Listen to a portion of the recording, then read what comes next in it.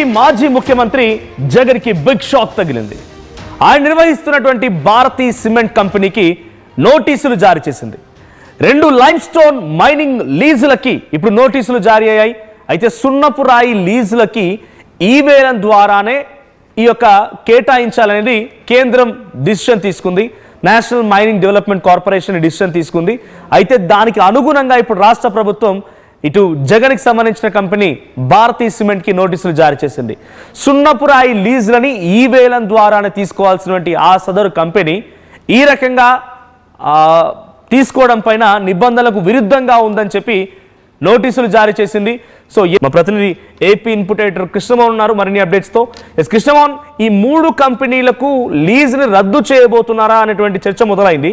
So 15 రోజులకు గడువు కూడా ఇచ్చిన వివరణ కోరింది. వీళ్ళు ఏం వివరణ ఇచ్చే అవకాశం ఉంటుంది? అంటే ఈ వేలం ద్వారా వాళ్ళు తీసుకోలేదు కాబట్టే నోటీసులు జారీ అయ్యాయి. సో ఎటువంటి వివరణ వచ్చే అవకాశం ఉంది? వారి నుంచి వివరణ యాక్సెప్ట్ చేస్తారని ఈజీగా? మనోజ్, ఎస్, అంటే ఈ నిబంధన ఇప్పుడు తాజాగా సెంట్రల్ గవర్నమెంట్ నుంచి ఒక కొత్త నిబంధన అయితే వచ్చింది. ఏదైతే మేజర్ మినరల్స్ ఉంటాయో వాళ్ళకి కేటాయించే మినరల్స్ కావచ్చు, లేకపోతే భూములకు సంబంధించి, లేకపోతే అక్కడున్న మైనింగ్ సంబంధించిన ఆహారం ఇక మీదట కంప్లీట్ గా కూడా ఈ వేలం ద్వారానే వ్యవహరించాలి అనేది ఒక కొత్త నిబంధన.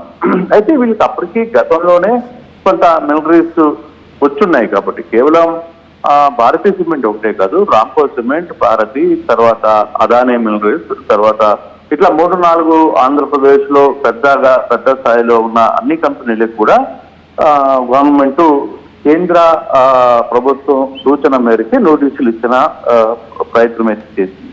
అయితే ఇప్పుడు దీనికి 15 రోజులు గడువు ఇచ్చింది. 15 రోజుల్లో మేము వివరణ ఏంటి, మీకు ఆల్టర్నేట్ ఏంటి.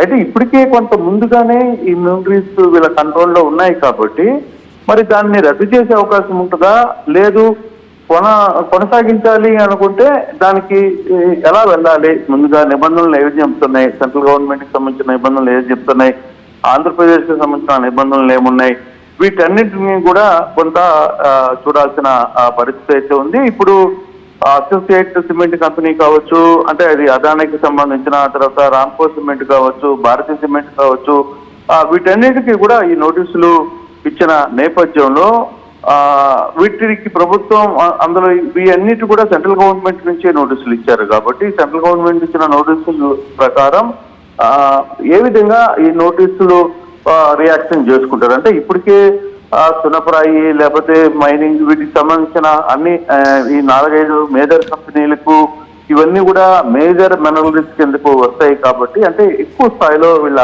మైనింగ్ జరుగుతుంది అక్కడ. సో ఆ యాంగిల్లో ఉన్నప్పుడు వీటిని ఏ విధంగా ఇప్పుడు ఈ వేలం ద్వారా వేయడానికి మరోసారి ఈ వేలంకి వీళ్ళందరూ పాల్గొనే ప్రయత్నం చేస్తారా, లేదు సెంట్రల్ గవర్నమెంట్ చెప్పిన ప్రకారంగానే మేము కూడా ఈ వేలంలో పాల్గొంటే మాకేం అభ్యంతరం లేదనేది వీళ్ళు చెప్తారా, లేదు బిఫోర్ గానే వీళ్ళకి కొన్ని సంవత్సరాలకు లీజ్ ఇచ్చుంటారు. సో ఇన్ని సంవత్సరాల వరకు మీరు చేసుకోవచ్చు అని ఒక పర్మిషన్ రాష్ట్ర ప్రభుత్వాలు ఇచ్చుంటాయి కాబట్టి వాటిని క్లోజ్ చేయడానికి ఆస్కారం ఏమన్నా ఉందా.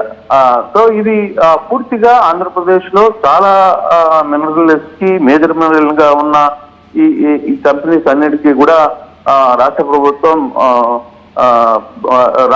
నోటీసులు ఇచ్చిన నేపథ్యం అయితే ఉంది. సో 15 రోజుల్లో ఈ వివరణ ఇవ్వాలి. సో ఒకవేళ వివరణ కానీ ఇస్తే, లేదు మేము కూడా ఏదైతే సెంట్రల్ గవర్నమెంట్ చెప్తున్న సూచన ప్రకారమే ఈ వేలంలో పాల్గొంటామంటే ఓకే, లేనప్పుడు మేము పాల్గొన్నాం, మాకు గతంలో మీరు పర్మిషన్ ఇచ్చారు కాబట్టి మేము కొనసాగిస్తాం అనే దాంట్లో లీగల్ గా ఏదైనా వెళ్ళే అంశాలు ఉన్నాయా, లీగల్ గా కూడా వెళ్ళే అవకాశం ఉంది అనేది చెప్తున్నారు. బట్ చూడాలి మనోజ్, ఏ విధంగా ఆంధ్రప్రదేశ్ మైనింగ్ శాఖ దీని మీద రియాక్ట్ అవుతుందో అనేది కూడా చూడాలి. ఇంటర్నల్ గా కొంత దీని మీద చర్చ జరుగుతోంది. బట్ ఏ విధంగా ముందుకు వెళ్తారు శాఖ ప్రభుత్వం తరఫున, ఏ విధంగా ముందుకు వెళ్తాయి, కొన్ని కంపెనీలతో ఏ విధంగా లావాదేవీలు జరుగుతాయి, అదానీ లాంటి కంపెనీలతో ఏ విధంగా ముందుకు వెళ్తారు ప్రభుత్వం, సో ఇవన్నీ కూడా చూడాల్సిన పరిస్థితి అయితే కనపడుతుంది.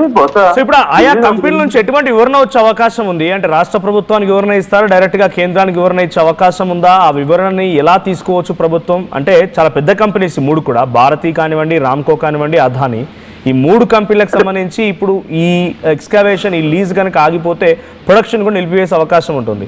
సో దానికి ఎటువంటి చర్యలు తీసుకోబోతున్నారు? అసలు కంపెనీల రియాక్షన్ ఏంటి? వాళ్ళు ఎలా రియాక్ట్ అవుతున్నారు?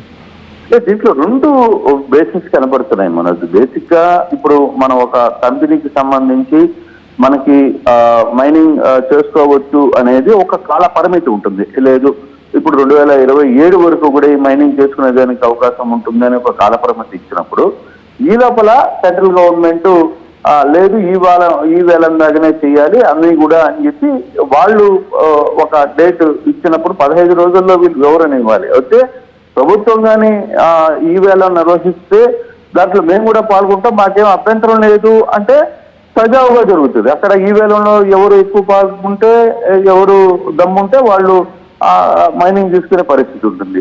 లేదు మాకు ఆల్రెడీ ముందుగా గత ప్రభుత్వంలో మాకు ఆదేశాలు ఉన్నాయి కాబట్టి మేము ఇప్పటికిప్పుడు మేము మార్చుకోవాలంటే మేము కోట్ల రూపాయల్లో నష్టపోతామని చెప్పి కంపెనీలు కోర్టుకు వెళ్ళే ఛాన్స్ కూడా లేకపోలేదు. కోర్టుకు వెళితే అక్కడ కోర్టు తీర్పు ఏ విధంగా ఉంటుంది అనేది కూడా చూడాలి. కొంత టైం పట్టే అవకాశం ఉంటుంది.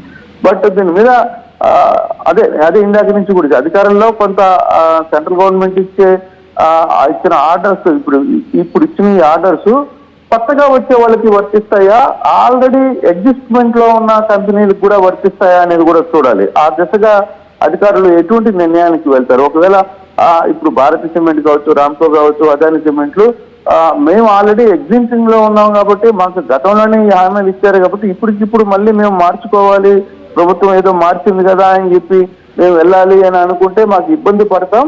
కాబట్టి మాకు కొంత సవరణ ఇవ్వండి అని కోర్టుకు వెళ్ళే అవకాశం కూడా ఉంది. సో అక్కడికి పోయినప్పుడు అక్కడ కోర్టు జడ్జిమెంట్ ప్రకారం కొంత నిర్ణయాలు తీసుకునే అవకాశం అయితే ఉంటుంది. బట్ ప్రస్తుతం అయితే నోటీసులు అయితే ఇచ్చారు. నోటీసుల ప్రకారంగా వాళ్ళకి ఏ విధంగా రియాక్షన్స్ ఇస్తారనేది చూడాలి. బహుశా 2-3 రోజుల్లో ఆ కంపెనీస్ నుంచి ఏ విధంగా డిపార్ట్మెంట్ కి నోటీసులు వస్తాయనేది కూడా వేచి చూడాల్సిన పరిస్థితి ఉంది Manoj. Right, thank you Krishnamohan. So మొత్తంగా భారతి, రామ్కో అండ్ అదానీ కంపెనీ సిమెంట్లకు సంబంధించినటువంటి ఆ కంపెనీలకి ఇప్పుడు ఏపీ రాష్ట్ర ప్రభుత్వం నోటీసులు జారీ చేసింది. మీరు లీజ్ తీసుకున్నటువంటి ఆ సున్నపు రాయికి సంబంధించినటువంటి ఆ లీజ్ మైన్స్ని మీరు ఎందుకు రద్దు చేయకూడదు చెప్పండి. కేంద్రం డిసిషన్ మేరకి ఈ వేలం ద్వారానే అందుకోవాల్సిన ఆ లీజెస్ని సంబంధించి ఎక్స్కవేషన్స్ని మీరు డైరెక్ట్గా తీసుకోవడంతో రద్దు ఎందుకు చేయకూడదో చెప్పండి అని చెప్పి 15 రోజుల గడువు కూడా ఇచ్చిన వివరణ కోసం. మరి ఎటువంటి గడువు, ఆ గడువులోగా ఈ ఆయా కంపెనీలు ఎటువంటి వివరణ ఇస్తాయి, వివరణ రాష్ట్ర ప్రభుత్వం ఎలా యాక్సెప్ట్ చేస్తుందో చూడాల్సిన అవసరం అయితే ఉంది. ఏదేమైనా ఇది ఒక రకంగా జగన్కి మాత్రం బిగ్ షాక్ అని చెప్పాలి. సో ఒకవేళ కనుక నిజంగా రద్దు అయితే ఈ 3 కంపెనీలకు సంబంధించిన ప్రొడక్షన్ కూడా కొంత ఆటంకం ఏర్పడే అవకాశం కనబడుతోంది. సో మీ అభిప్రాయం ఏంటి? కావాలని అంటే లీజ్ అనేది సెంట్రల్ నుంచి వచ్చిన మాట, బట్ ఇక్కడ డెఫినెట్గా పొలిటిసైజ్ అవకాశం ఉంది. అది కావాలని కుట్రపూరితంగానే చేస్తున్నారు, ఇబ్బంది పెడుతున్నారు రకంగా చర్చ జరిగే అవకాశం కూడా ఉంది. సో మీ అభిప్రాయం ఏంటో కామెంట్ చేయండి.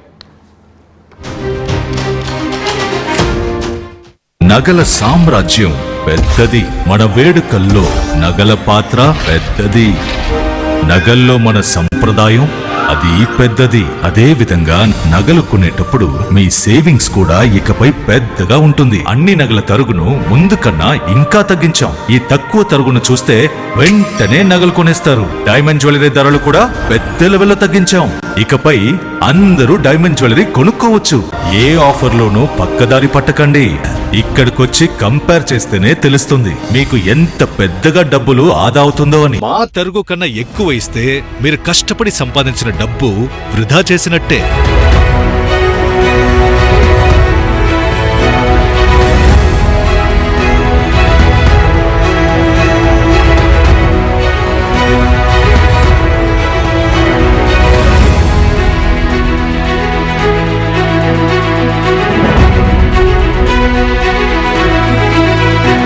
లలితాలో నగలు కొనండి, ఎక్కువ డబ్బులు ఆదా చేయండి. ఇప్పుడు షాద్ నగర్ వైపు ఉన్న స్వర్గసీమ వెంచర్ లో ప్లాట్ల పండగ వచ్చింది. నూతన వెంచర్ అమేయ రూపంలో అప్రూవ్డ్ ప్లాట్లు, రిసార్ట్ ఫెసిలిటీ, రీజనబుల్ ప్రైస్.